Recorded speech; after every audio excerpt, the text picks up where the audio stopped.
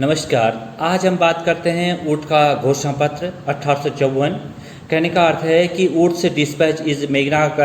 Carta of education in India. इसके बारे में बात करते हैं आज, क्योंकि सन जब 1600 में भारत में ईस्ट इंडिया कंपनी का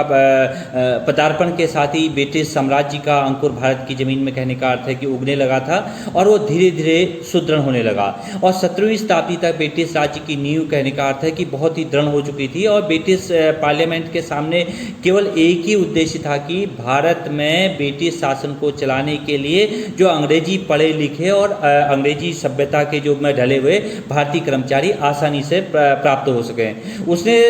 19वीं शताब्दी तक भारत में जो अंग्रेजी शासन की जो शैक्षिक नीति थी, इस उद्देश्य की पूर्ति तक ही सीमित रही थी कि जिसमें कि एक पढ़े लिखे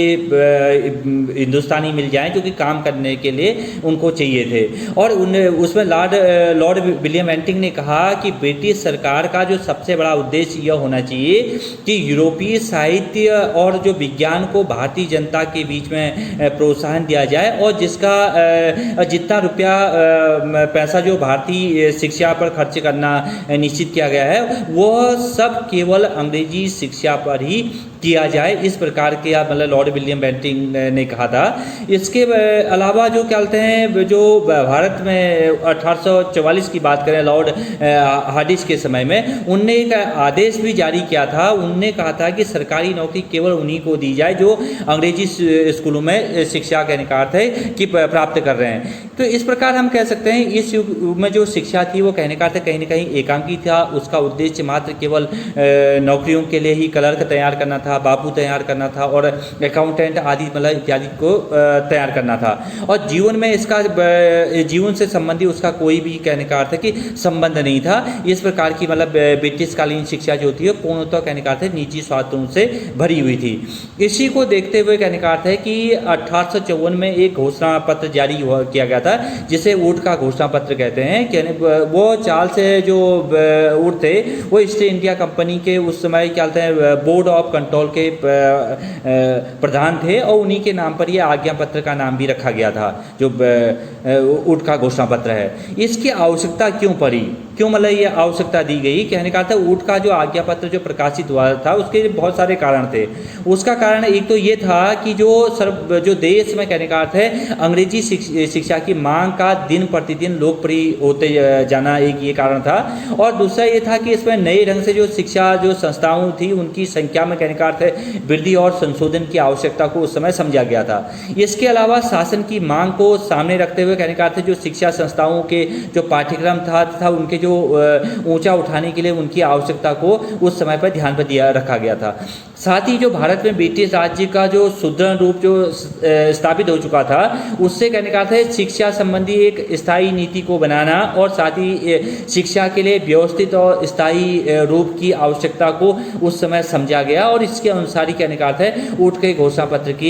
का निर्माण किया गया। कहने का अर्थ है जो 1833 के पश्चात यदि हम कहें तो उसमें 1853 में एक कंपनी ने आज्ञा पत्र बनाया था, जिसमें चार्टर बनाया था कि उस चार्टर के नवीनीकरण की, कहने का अर्थ है कि आवश्यकता महसूस होने लगी थी। और जिससे क्या कहते हैं, उस समय की जो ब्रिटिश लोकसभा है, हाउस ऑफ कॉमन है, यह अनुभव करने लगी थी कि जो भारतीय शिक्षा की यदि अब बहुत लंबे समय तक इसकी अवहेलना नहीं की जा सकती शिक्षा के बारे में भारत में, इससे जरूरी है कि जो इससे जो पूर्व में एक संसदीय जो समिति थी, सेलेक्टेड जो committee of house of common थी, उसकी नियुक्ति की गई थी। उसमें समिति के जो प्रमुख सदस्य थे उसमें, कहने का अर्थ है, उसमें भारतीय जो शिक्षा के मर्मज्ञ थे, और इसके अलावा जो जिसमें कहें कि मार्समैन, विल्सन, पेरी टोवेलियन और हेलोडे, ये आदि, कहने का अर्थ है, जो भारत की जो शिक्षा के संबंध में 1853 तक मतलब बहुत अध्ययन कर चुके थे। इस समिति की जो जांच के आधार पर कंपनी को ऐसा लगा कि, कहने का अर्थ है, जो भारत के वो जो जो शिक्षा से संबंधित प्रश्न है उसको किसी भी प्रकार से शिक्षा की नीति की घोषणा किए बिना ही टाला नहीं जा सकता है। इसके लिए जो कहने का अर्थ है 19 जुलाई सन 1854 में भारतीय जो शिक्षा की नीति की घोषणा की गई थी और उसी का नाम कंपनी ने जो एक आदेश दिया था ऊट का शिक्षा घोषणा पत्र, ऊट एजुकेशन डिस्पैच, जो उसको प्रकाशित किया था। और इसलिए इस जो कुछ लोगों ने इस घोषणा पत्र को भारतीय शिक्षा का महाधिकार पत्र भी कहा है, Magna carta of Indian education कहा गया है। और इस घोषणा पत्र में जो भी रिकमेंडेशन की गई थी उन रिकमेंडेशन ऑफ द डिस्पैच उनको यदि हम देखें तो उसमें कहने का अर्थ है शिक्षा का उत्तरदायित्व तो ये था, जैसे हम चीफ रिकमेंडेशन ऑफ डिस्पैच देखें तो उसमें शिक्षा का उत्तरदायित्व रिस्पॉन्सिबिलिटी ऑफ एजुकेशन, इस घोषणा पत्र में ये स्वीकार किया गया था कि जो शिक्षा का उत्तरदायित्व है वो कंपनी पर है और कंपनी को इस जिम्मेदारी को लेना होगा, स्वीकार करना होगा। इस संबंध में जो लिखा भी गया कि कहने का अर्थ है कि अनेक जो महत्वपूर्ण विषय में से अन्य कोई भी विषय हमारा क्या कहते हैं ध्यान इतना अधिक आकर्षित नहीं कर सकती जितना कि मतलब शिक्षा। इसलिए कहने का अर्थ है कि हम यह हमारे कहने की पुनीत कर्तव्यों में से एक है। ये उस घोषणा पत्र में स्वीकार किया गया था कि जो शिक्षा का उत्तरदायित्व है वो पूर्ण रूप से कंपनी का है, कंपनी को उस उत्तरदायित्व को स्वीकार करना हो। नंबर 2 देखें कि जो ऊट के घोषणा पत्र में जो शिक्षा का उद्देश्य था, एम ऑफ एजुकेशन था, वो घोषणा पत्र में कहने का अर्थ है कि जो भारतवासियों और अंग्रेजी राज्य के हितों को ध्यान में रख करके कहने का अर्थ है शिक्षा का उद्देश्य निश्चित किया गया था। और घोषणा पत्र में शिक्षा के उद्देश्य को स्पष्ट करते हुए हम ये समझ सकते हैं कि भारत में शिक्षा का उद्देश्य न केवल भारतीय लोगों का बौद्धिक और नैतिक स्तर ऊंचा करना था बल्कि उसके साथ ही ऐसे व्यक्तियों को भी उत्पन्न करना था जो ब्रिटिश साम्राज्य को सुदृढ़ बना सकें और तथा जिनको क्या कहते हैं विश्वास के साथ राज्य पदों पर नियुक्त किया जा सके। इस प्रकार के कहना चाहिए कि जो शिक्षा का उद्देश्य को ऊट के घोषणा पत्र में सुनिश्चित किया गया था। इसके अलावा जो पाठ्यक्रम की बात करें, जो करिकुलम था ऊट के घोषणा पत्र में कहने का अर्थ है कि जो भारतीय भाषा तथा जो और जो प्राचीन जो भाषाओं की जो उपयोगिता को स्वीकार करते हुए उन्हें कहने का अर्थ है दोषपूर्ण माना गया था। और कहा गया था कि यद्यपि भारत में कहने का अर्थ है कि संस्कृत, अरबी और फारसी भाषाओं को स्थान दिया जाए, परंतु उनको जो पाश्चात्य साहित्य है और विज्ञानों का अध्ययन भी भारतीयों के लिए अधिक उपयोगी और उपयुक्त समझा गया था। अब पाठ्यक्रम के संबंध में उन्होंने कहा था कि हम बलपूर्वक घोषित करते हैं कि जिस शिक्षा का प्रसार हम भारत में करना चाहते हैं उसका उद्देश्य कहने का अर्थ है कि यूरोपीय उच्च कला, विज्ञान, दर्शन और यूरोपीय साहित्य और कहना चाहिए कि यूरोपीय ज्ञान को ही स्थापित करना उसका को ऊट के घोषणा पत्र में स्थान दिया गया था। अब उसके अलावा जो ये शिक्षा के उद्देश्य और पाठ्यक्रम के अलावा देखें तो जो शिक्षा का माध्यम है, मीडियम ऑफ इंस्ट्रक्शन है, वो किस प्रकार का माध्यम होना चाहिए। ऊट के घोषणा पत्र में ये कहा गया था कि अंग्रेजी भाषा को उनने ज़्यादा महत्व दिया था। साथ ही उनने कहा था देसी जो भाषाएं को दोनों को कहने का अर्थ है शिक्षा के माध्यम में स्वीकार करना चाहिए। और कहने का अर्थ है व्यक्ति में भाषा का समुचित ज्ञान अत्यंत आवश्यक होना चाहिए, जिसमें उसने कहा कि जो शिक्षा का माध्यम है वो अंग्रेजी भाषा ही हो और जिसमें व्यक्ति जो अंग्रेजी भाषा को सीख करके कहने का अर्थ है कि वो ब्रिटिश जो साम्राज्य को मजबूत करने के लिए कहने का अर्थ है यूरोपीय विज्ञान और साहित्य को जो समझ सके उसके लिए आवश्यक है कि उसमें अंग्रेजी भाषा को समझने की का गुण हो। और हम अंग्रेजी भाषा और भारतीय भाषाओं दोनों को यूरोपीय ज्ञान के प्रसार के लिए शिक्षा के माध्यम के स्वरूप के रूप में देखते हैं। यह हमारी इच्छा है कि इसका भारत में सभी स्कूलों में इसका क्या कहने का अर्थ है कि विकास करें। और वो चाहते थे कि जो शिक्षा का माध्यम हो वो पूर्णतः अंग्रेजी तो हो ही हो, लेकिन उसके साथ साथ वो चाहते थे कि जो स्थानीय स्तर की जो देसी भाषाएं हैं उन भाषाओं को भी कहने का अर्थ है शिक्षा के माध्यम के रूप में स्वीकार किया जाए। और इसके अलावा शिक्षा विभाग के स्थापना के बारे में बात कही है, वो जो एस्टेब्लिशमेंट ऑफ एजुकेशनल डिपार्टमेंट के बारे में बात कही गई है। इसमें घोषणा पत्र में ये भी कहा गया है कि जो भारत के प्रत्येक प्रांत में एक एक कहने का अर्थ है जन शिक्षा विभाग हो, डिपार्टमेंट ऑफ पब्लिक इंस्ट्रक्शन हो, और इसके स्थापना का के उद्देश्य ये हो कि प्रत्येक मतलब क्षेत्रीय स्तर तक शिक्षा की पहुंच आसानी से बन सके, और इसके लिए जन शिक्षा संचालक हों, कहने का अर्थ है कि डायरेक्टर ऑफ पब्लिक इंस्ट्रक्शन हो, और साथ ही साथ इस घोषणा पत्र का जो आदेश था कि जो जन शिक्षा की जो संचालन में कहने का अर्थ है उप शिक्षा संचालक निरीक्षक हो, कहने का अर्थ है इंस्पेक्टर हो, सहायक निरीक्षक की नियुक्ति की जाए, और शिक्षा विभाग की कहने का अर्थ है स्थापना की जाए, जिसके द्वारा कहने का अर्थ है कि जो शिक्षा विभाग की स्थापना के द्वारा ऊट के घोषणा पत्र में दी गई जो सिफारिशें हैं उनको पूर्णतः भारतीय शिक्षा में लागू किया जाए। इसके अलावा विश्वविद्यालयों की स्थापना के बारे में बात की गई है, एस्टेब्लिशमेंट ऑफ यूनिवर्सिटीज के बारे में बात की गई है, क्योंकि जब विश्वविद्यालयों की स्थापना होगी तो विश्वविद्यालयों की स्थापना से कहने का अर्थ है कहीं न कहीं भारत में उच्च शिक्षा के स्तर में भी कहने का अर्थ है कहीं न कहीं सुधार किया जा सकता है, और उच्च शिक्षा में भी कहीं न कहीं परिवर्तन किया जा सकता है। इसके लिए उन्होंने कहा कि जो घोषणा पत्र में भारतीयों को उच्च शिक्षा प्रदान करने के लिए कलकत्ता है, मुंबई है, और इसमें क्या कहते हैं इसके साथ ही साथ यदि आवश्यकता हो तो मद्रास और अन्य स्थानों पर भी विश्वविद्यालयों को स्थापित करने का आदेश दिया गया। और ये विश्वविद्यालय आदर्श के रूप में कहने का अर्थ है कि जो लंदन विश्वविद्यालय है उसका अनुकरण करेंगे, और ये विश्वविद्यालयों के संचालन के लिए कहीं न कहीं कुलपति होंगे, चांसलर होंगे, और साथ ही साथ इसमें उप कुलपति भी होंगे, वाइस चांसलर भी होंगे, और इसमें मनोनीत जो अभी सदस्यों की संख्या भी होगी, फेलोज भी होंगे इसमें, और इनका भी इसमें सुझाव दिया गया था विश्वविद्यालयों की स्थापना में। और इसके अलावा ये भी कहा गया था जो भारत में विश्वविद्यालय की आवश्यकता को स्पष्ट करते हुए ऊट के घोषणा पत्र में ये घोषणा की गई थी कि अब भारत में विश्वविद्यालयों की स्थापना का समय आ गया है, जो साहित्यिक उपाधियां प्रदान करके कहने का अर्थ है शिक्षा के नियमित एवं उदार पाठ्यक्रम को प्रोत्साहित करे, और भारत में उच्च शिक्षा को भी मजबूती प्रदान करे। और साथ ही साथ जो क्रमबद्ध जो विश्वविद्यालयों की स्थापना की जाए, जो जिससे कि जब विद्यालयों की स्थापना होगी क्रमबद्ध रूप से, तो उससे क्या होगा कि भारत में जो शिक्षा की जो नींव होगी वो आसानी से मजबूत होते चले जाएगी, और वो कहने का अर्थ है कि शिक्षा जो है धीरे धीरे ऊंचाइयों की ओर से अग्रसर होने लगेगी, और एक एक करके कहने का अर्थ है कि बालक सीढ़ी चढ़ते चले जाएगा, और शिक्षा जो है उसी प्रकार से उच्च शिक्षा को प्राप्त करने के लिए कहने का अर्थ है कि जहाँ यदि हम शिक्षा के स्तर को देखें तो वहाँ पर विश्वविद्यालय के बाद कॉलेज लेवल की बात करें, उसके बाद हाई स्कूल की बात करें, उसमें मिडिल स्कूल, उसके बाद प्राथमिक स्कूल, तो इस प्रकार से उन्होंने कहा कि प्राथमिक स्कूल से लेकर के विश्वविद्यालय स्तर तक की शिक्षा के लिए उन्होंने कहा कि क्रमबद्ध विद्यालयों की स्थापना की जाए। इसमें प्राथमिक स्कूल से लेकर के, मिडिल स्कूल से लेकर के, इसके अलावा हाई स्कूल से लेकर के, कॉलेज से लेकर के विश्वविद्यालय की बात कही गई है ऊट के घोषणा पत्र में। इसके अलावा जनसाधारण की शिक्षा का विस्तार के बारे में बात की गई है। उस ऊट के जो घोषणा पत्र में जो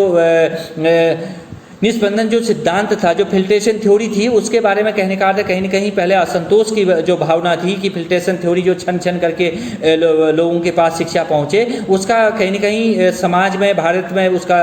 विरोध हुआ। तो इसको अवहेलना को देखते हुए कहने का अर्थ है कि ऊट के घोषणा पत्र ने यह स्वीकार किया कि जो शिक्षा होनी चाहिए वो जनसाधारण के लिए होनी चाहिए, जिसमें कि सभी को शिक्षा लेने का अवसर प्रदान करना चाहिए। तो उनने कहा है कि अब हमारा ध्यान इस महत्वपूर्ण समस्या की ओर जाना चाहिए जिसकी अभी तक उपेक्षा की गई थी, अर्थात जीवन के सभी अंगों के लिए जो लाभदायक एवं व्यवहारिक शिक्षा उस विशाल समूह को किस प्रकार दी जाए कि और उसके मतलब कहने का अर्थ है कि सहायता के बिना स्वयं लाभदायक शिक्षा प्राप्त करने में पूर्णतः असमर्थ है। इसलिए कहने का अर्थ है शिक्षा को इस प्रकार की व्यवस्था की घोषणा पत्र में कही गई है जिसमें कि प्रत्येक व्यक्ति तक शिक्षा को पहुंचाया जा सके और प्रत्येक व्यक्ति उस शिक्षा से लाभ ले सके। क्योंकि भारत में जो व्यवहारिक शिक्षा का यदि जो देने के लिए जो विशाल समूह है, उस विशाल समूह को जब तक शिक्षा से वंचित किया जाएगा तब तक वो शिक्षा पूर्ण रूप से कहने का अर्थ है लाभदायक नहीं हो पाएगी। इसलिए वो चाहते थे कि जो ऊट का घोषणा पत्र था वो जनसाधारण की शिक्षा के विस्तार के बारे में बात करता है। कहने का अर्थ है कि एक्सपेंशन ऑफ मास एजुकेशन के बारे में बात करता है। इसके अलावा ऊट का घोषणा पत्र जो प्रशिक्षण विद्यालयों की स्थापना के बारे में बात करता है, establishment of the training colleges के बारे में बात करता है। क्योंकि वो जो ट्रेनिंग कॉलेजेज होंगे उसमें कहने का अर्थ है जो शिक्षा होगी उसका कार्य जो घोषणा पत्र में ये भी घोषणा की गई कि जो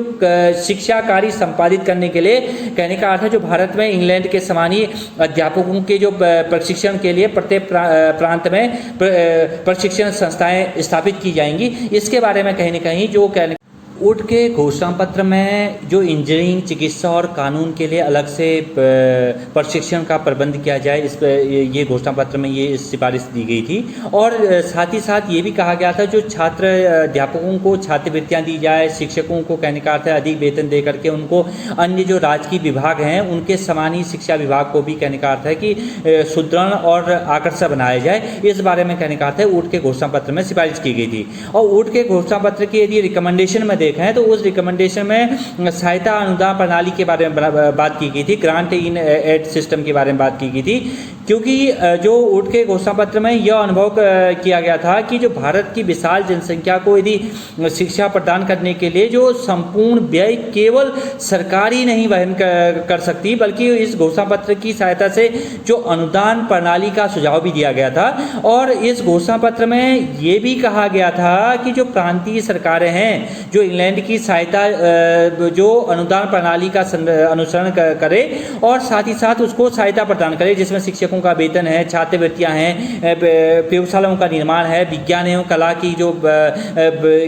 की कक्षाओं का निर्माण है और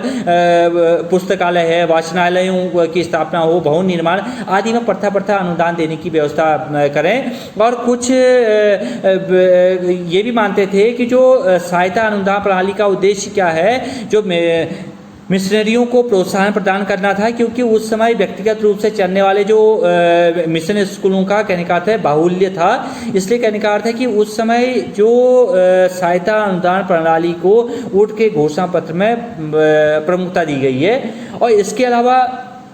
स्त्री शिक्षा के बारे में ऊट के घोषणा पत्र में सिफारिश की गई है। कहने का अर्थ है कि जो फीमेल एजुकेशन के बारे में इस घोषणा पत्र में स्त्री शिक्षा को प्रमुख स्थान दिया गया है। और इस संबंध में जो दान आदि की जो सहायता करने वाले व्यक्तियों को कहने का अर्थ है कि उनकी सहायता करने के बारे में कहने का अर्थ है इस घोषणा पत्र में बात की गई है। इसके अलावा इस घोषणा पत्र में इस बात पर भी बल दिया गया है तो जो स्त्री शिक्षा के संबंध में उदार नीति का कहने का अर्थ है कि अनुसरण भी किया गया है इस के घोषणा पत्र में। और लोगों को इस पवित्र कार्य को करने के लिए प्रोत्साहित भी किया गया है। और स्त्री शिक्षा को प्रदान करने वाले विद्यालयों को कहने का अर्थ है सहायता अनुदान दिया जाने के बारे में कहने का अर्थ है कंपनी ने बात की है। और कंपनी ने उसकी जो अनुदान सहायता राशि स्कूलों को प्रदान किए और विद्यालयों को प्रदान करने के बारे में बात कही है। और जो गवर्नर जनरल ने इस घोषणा से संतुष्ट थे कि भारत में स्त्री शिक्षा को भी महत्वपूर्ण स्थान दिया गया है और उसमें स्त्रियों के उत्थान के लिए भी इस घोषणा पत्र में प्रमुखता प्रदान की गई है। इसलिए उसको गवर्नर जनरल ने भी उसको उस घोषणा पत्र में संतुष्टि जाहिर की थी। इसके अलावा व्यावसायिक शिक्षा पर, वोकेशनल एजुकेशन पर भी इस घोषणा पत्र में कहने का अर्थ है कि स्थान दिया गया है, सिफारिश की गया, रिकमेंडेशन किया गया है। इस घोषणा पत्र में कहने का अर्थ है कि व्यावसायिक शिक्षा की आवश्यकता को प्रमुखता दी है। और साथ ही साथ ये भी कहा गया है कि जो भिन्न भिन्न प्रांतों में जो स्कूल और कॉलेजों की स्थापना की जाए तो और उसमें कहने का अर्थ है भारतीय जो युवकों को विभिन्न व्यवसायों की शिक्षा प्रदान की जाए। और व्यावसायिक जो विद्यालयों की स्थापना करने के लिए जो संचालकों को 2 प्रकार के उद्देश्यों को उनके मन मस्तिष्क में स्थापित किया जाए, जिसमें कि पहले ये हो कि जो व्यवसायिक शिक्षा जो प्राप्त करने वाले जो भारतीय युवक हैं वो बेकार नहीं रहेंगे और साथ ही वो किसी प्रकार के आंदोलन में भाग नहीं लेंगे। इसलिए इस प्रकार की ये वाला कहने का अर्थ है कि वोकेशनल एजुकेशन के बारे में पहली तो सोच तो ये थी इस ऊट के घोषणा पत्र में। दूसरा ये था कि व्यवसायिक शिक्षा प्राप्त करने के फलस्वरूप कहने का अर्थ है नौकरी प्राप्त करने के लिए युवक तत्पर हो जाएंगे और साथ ही साथ वो सरकार का एहसान भी मानेंगे और सरकार के स्वामी भक्त बन जाएंगे। इस प्रकार की कहने का अर्थ है उस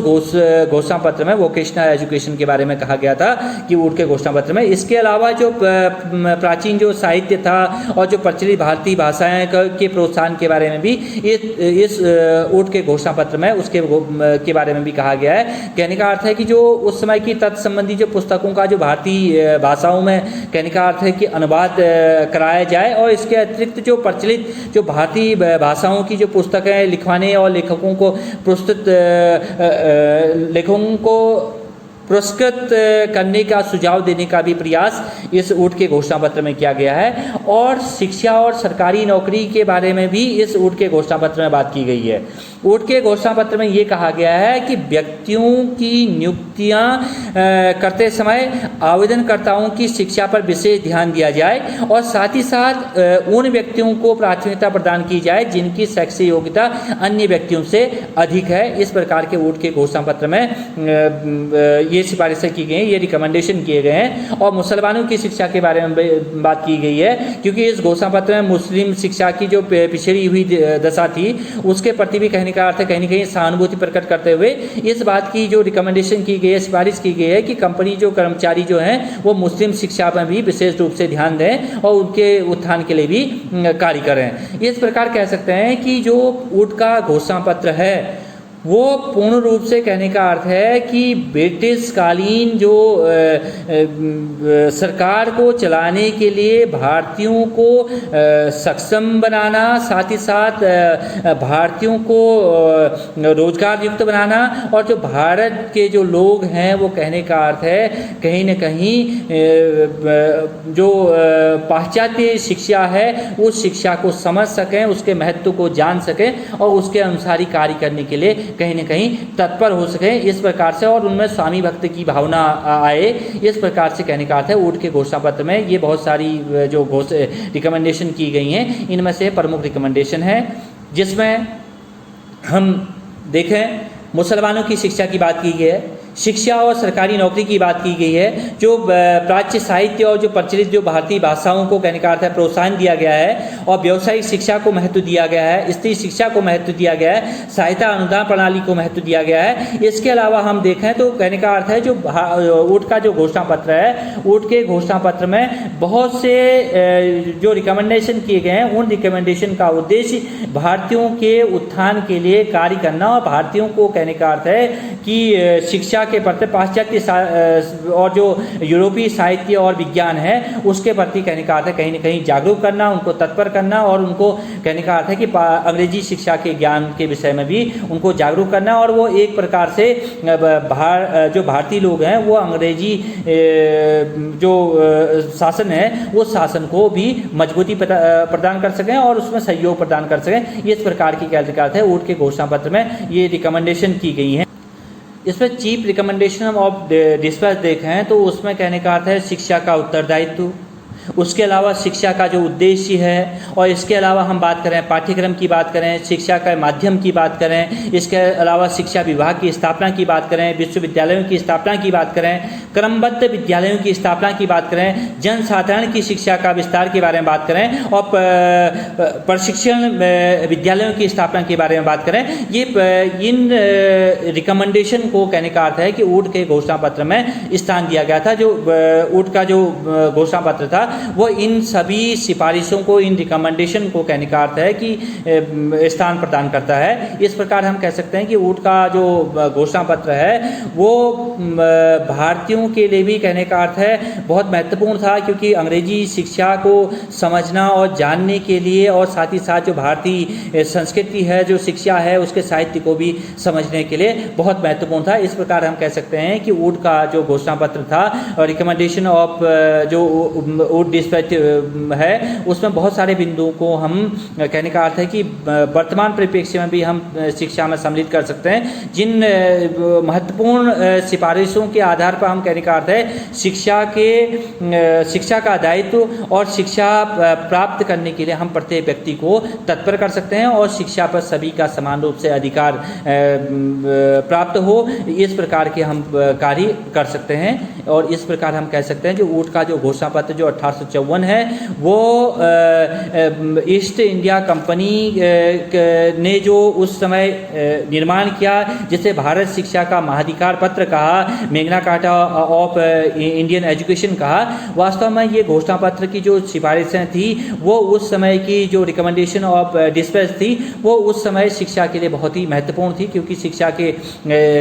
विकास के लिए और कहने का अर्थ है कि लोगों में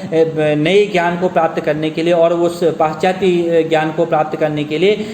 ये उस समय ये घोषणा पत्र बहुत ही महत्वपूर्ण साबित हुआ। इसलिए इसको Magna carta of Indian education के रूप में इसको स्वीकार किया गया। धन्यवाद।